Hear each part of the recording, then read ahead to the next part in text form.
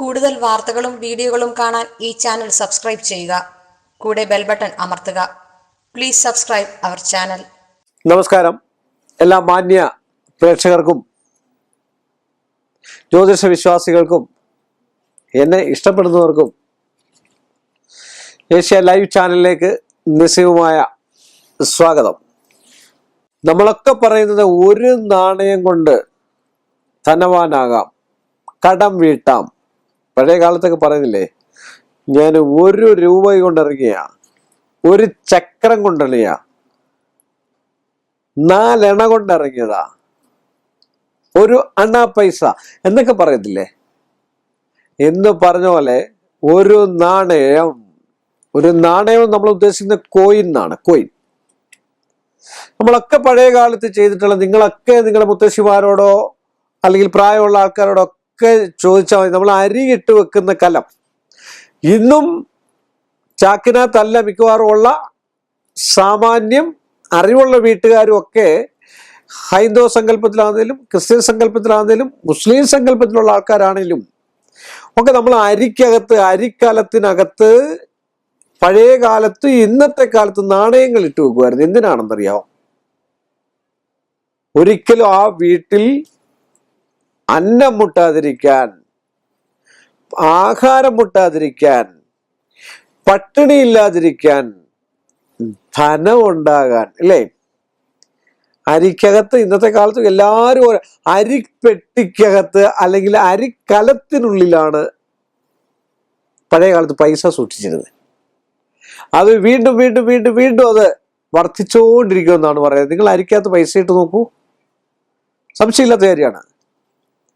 ഇതൊക്കെ ചെറിയ ചെറിയ അറിവുകളാണ്, ചെറിയ ചെറിയ അറിവുകൾ. അപ്പൊ എന്ന് പറഞ്ഞാൽ ഒരു നാണയം മതി നമ്മുടെ കടം വീടാൻ. അതിന് എന്താണ് ചെയ്യേണ്ടതെന്ന് വെച്ചാൽ, നമ്മള് ധനസംബന്ധമായിട്ടുള്ള ഒരുപാട് പൂജാതി കർമ്മങ്ങളുണ്ട്. എല്ലാവരും പറയുന്ന പോലെ എല്ലാവർക്കും പൂജ എഴുതി കൊടുക്കുക.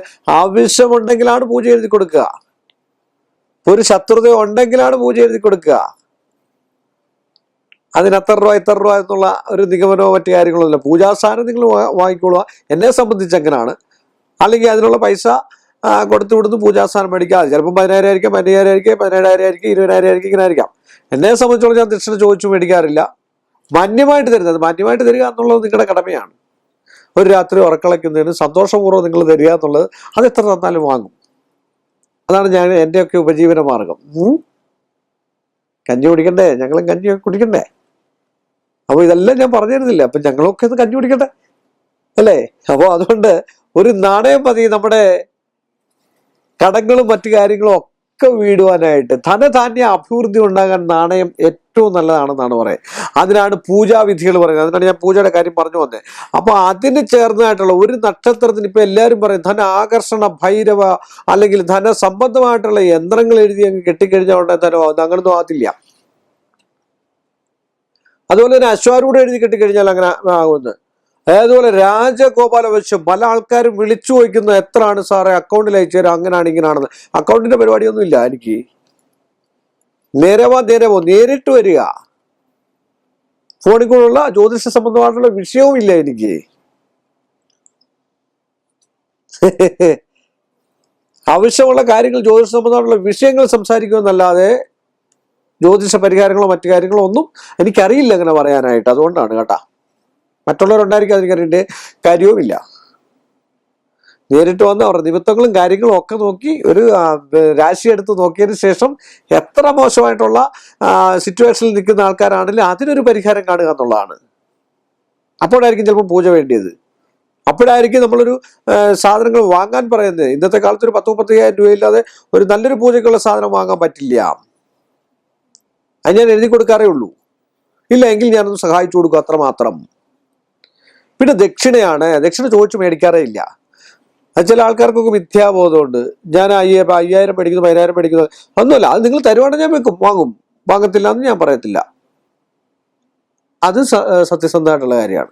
അപ്പൊ നമ്മൾ പറഞ്ഞു വന്നത് എന്താണെന്ന് ചോദിച്ചാൽ, ഒരു നാണയം കൊണ്ട് നമുക്ക് കോടീശ്വരനാവും. അതിന് നിങ്ങളുടെ നക്ഷത്രം അനുസരിച്ച്, നിങ്ങളുടെ അശ്വതിയാണ്, ഭരണിയാണ്, കാർത്തികയാണ്, രോഹിണിയാണ്, തിരുവോണമാണ്, തിരുവാതിരയാണ്, ചതയാണ്, ഏത് നക്ഷത്രമാണെങ്കിലും ആദ്യം നിങ്ങളുടെ ദശാകാലം, ഇപ്പോഴത്തെ സമയം എന്താണെന്ന് അറിയണം.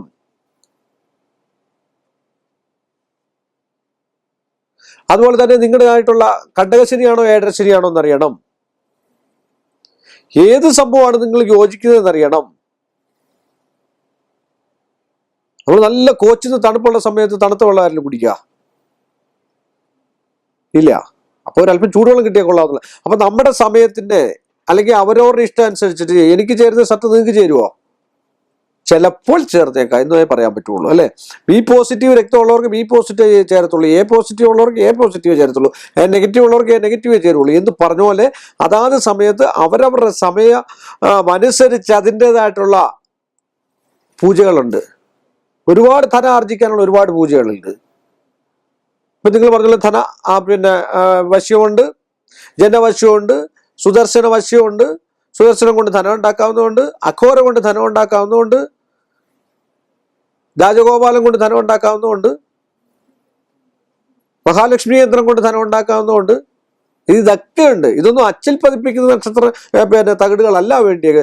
സ്വന്തം കൈകൊണ്ട് നാരായം വെച്ച് നല്ല തകിട് വാങ്ങി എഴുതി ഉപയോഗിച്ച് ഈ നാണയം സമ്പാദം സ്പർശിച്ച് അല്ലെങ്കിൽ ചാണകനീര് അല്ലെങ്കിൽ പഞ്ചഗവ്യത്തിൽ കഴുകിയെടുത്ത് നമ്മുടെ പേഴ്സിൽ സൂക്ഷിച്ചു കഴിഞ്ഞാൽ